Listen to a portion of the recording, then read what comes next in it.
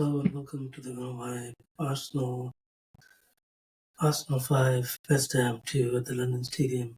This was a must-win game for Arsenal. Obviously, there's a huge game tomorrow at Anfield, Liverpool against Man City, and there's no room for any slip-ups for Arsenal. And Arsenal did the job. 5 goals, 5 different goal scorers. Just like the midweek game against Lisbon, we managed to pull through in the first half.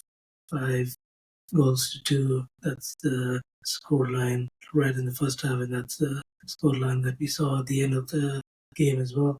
Very professional game, very professional display by the Arsenal. I think we played pretty well. The starting lineup was a little interesting. We had Thomas Partey was out with a muscle injury, and also Marino was out with a knee injury, so both of them were not able to make the squad. Jorginho started in midfield and Rice came in. Gabriel was able to make the squad, so that was a huge plus. And that's basically how we started the game just like we thought it would be. Arsenal dominating the position. West Ham not really pressing, like four men, pretty much trying to block the path to midfield to Odegaard and Rice. But we managed to get through. There was a good chance for, I think it was Timber that was saved, and then there was another chance for a corner which was saved as well. But overall, we started pretty brightly, and we got the goal from a corner. It was a bit of a discussion between Gabriel and Saka before Saka took the corner, and Saka released an inch perfect ball, which Gabriel headed in the near post. 1-0 to the Arsenal, really well taken goal. From that point, it was more domination from Arsenal, but it took up to 30 minutes for Arsenal to score the second goal. This was a brilliant goal. I thought the attacking players combined really well. Saka to Odegaard, Odegaard scoop ball to Saka, and Saka rolled the ball across. Howard missed, but easy tap in for Trossard, 2-0 for the Arsenal. A third goal was coming. There was no respite from West Ham. They couldn't get it off of their half at all. Saka went on a mazy run, and Paqueta just hacked him down. Looked like Saka was going to take the penalty, but he handed it over to Odegaard. Odegaard tucked it for his first goal of the season, 3-0 to the Arsenal. And then it was pretty mad because West Ham started to get into it, but within a couple of minutes, Trossard with a first touch from Odegaard to Trossard left-footed over the top to Havertz. Kilman missed the ball, and Havertz tapped it really neatly to the Arsenal at that point. It seemed like there was no way back for West Ham, but West Ham did manage to get it back. They had a bit of position, pinned Arsenal back. The clearance from Trossard went to Soler, and Soler played a really good through ball to Wan-Bissaka, and Trossard was pretty much caught napping and managed to score a goal. That was 38th minute, Wan-Bissaka making it 4-1. And then a couple of minutes later, West Ham scoring another one. And that was a pretty poor free kick for the referee to concede. Rice pretty clearly got the ball in front of the referee, and still the referee gave the free kick.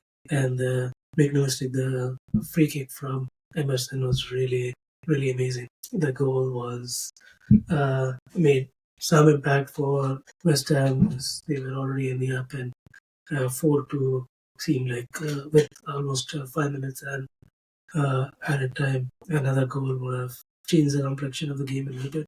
When it remained 4-2 until the pretty much the final minute of the first half, where Arsenal had a corner, and I think it was Saka who took it, and Gabriel got to the ball and headed over, but Fabianski basically just punched Gabriel on the head. The referee took his own sweet time, I think like 5 or 6 seconds before pointing to the spot. It was a VAR check, obviously. The penalty was given. This time, Saka took the penalty and made it final. So 5-2. Asaka became the first player in the 5 leagues to get to 10 assists. 10 assists. In this game itself, he had 2 assists and 1 goal. Amazing performance by Asaka. I thought the right hand side of Arsenal was pretty good, especially Timber and Odegaard's performance was noteworthy too. But at that point, Gabriel couldn't continue. Felt like he had a big punch, which felt like a concussion protocol, but apparently it was not a concussion sub where we got Kivior in, and that spelled a little bit of pressure from West Ham at the start of the second half. But slowly we got back to it. We got Zinchenko in for Calafiori.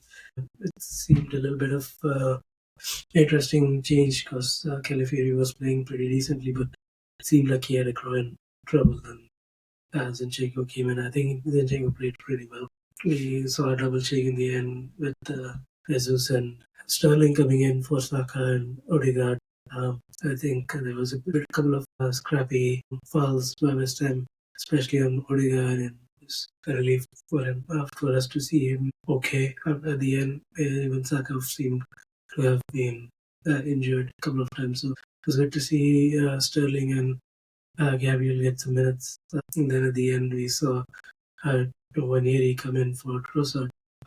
Overall substitutions, it was sensible. Not a lot of chances for either sides. I think Arsenal played pretty well, shutting down the chance creation from West Ham, and West Ham also was pretty decent in the defense. Was few chances for Gabriel and Sterling, and which is the side letting, but otherwise not anything to speak of, noteworthy to speak of. Overall, Arsenal had 2 point, almost 3 XG as opposed to West Ham's 1.5, so double scoreline pretty much was accurate in that regards. 7 shots on target for West Ham's 5 and 60% of possession, which is as looking at the dominance that Arsenal produced, especially in the first half. Corner kicks were pretty good, and also we were pretty dominant overall in the midfield area. Overall, I felt this was a good performance. Arsenal needed to win, especially going into the weekend games tomorrow. Chelsea Aston Villa is also another crucial game for Arsenal. Hopefully, Aston Villa can get back to form and halt Chelsea's progress. But more importantly, the game against Man City against Liverpool and Anfield is as a must watch, especially from a title chase perspective for Arsenal. But the next match for Arsenal is the Emirates against Man United. And hopefully, we have our players back, Partey, Calafiori, and also Merino. Hopefully, they come back fit for that game. It's going to be an interesting game, as being, I think, Amarin's second away game. And then we play Fulham away from home. So few more interesting fixtures coming in for Arsenal, but Arsenal definitely need to keep up this pace and win the games as they come to keep up with Liverpool. But it was obviously good for Arsenal to win this game. But hopefully the weekend result go in Arsenal's favour. Let me know what you thought about the game, what you think about the upcoming game against Man United. It's going to be an interesting few weeks. There's going to be a lot of games between now and pretty much February. So a game coming every 3-4 days. So I definitely need some squad rotation. Seeing that happen today was good, but hopefully we have the rest of the squad coming back from injury and fit and ready to go. But beautiful performance, great scoreline. Wish it wasn't that close in the first half at least. But 13 goals in 3 games in this space of 1 week was really impressive, and hopefully that carries on into the next. I'll talk after the Man United game. If you like this, please like and subscribe, and we'll talk then. Take care.